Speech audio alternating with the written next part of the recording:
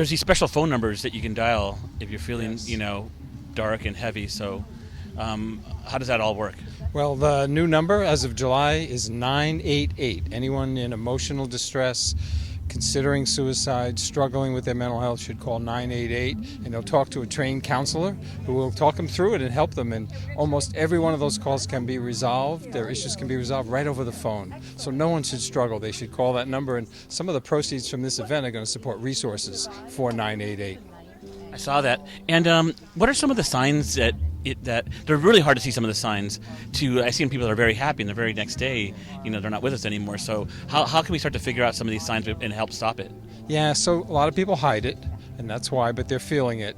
So if you're concerned at all, if people are acting different than they normally act, ask them, how are you doing? Are you feeling okay? And they might open up and tell you. But if you see someone really spiraling down, their mood is bad, they're angry, they're not sleeping, they're not eating, they're not behaving as they normally do, it's time to really try to get them some help and talk to a trained professional counselor and see, because something's probably going on. But it's okay to ask them. It won't put the thought in their head, and it actually could get them help. A few weeks ago, and I'm being 100% serious, a friend of mine asked me, he's like, I'm feeling very suicidal, and I kind of didn't know what to do. I didn't know what to do. I'm like, let's call, let's make a call together, and he didn't want to call and stuff, and he's still with us, by the way, but what do you do when someone actually tells you that? Well, you got to try to convince them and say, look, I'm with you. I'll be there to support you. No judgment. It's not about judging anything. It's about getting you help and making you feel better. And everyone can get better if they get help. So you have to really try to convince them, but stay with them. If you're really concerned there's an immediate crisis, don't leave them alone. Remove anything that could be used in an attempt and try to get someone in who can help. So.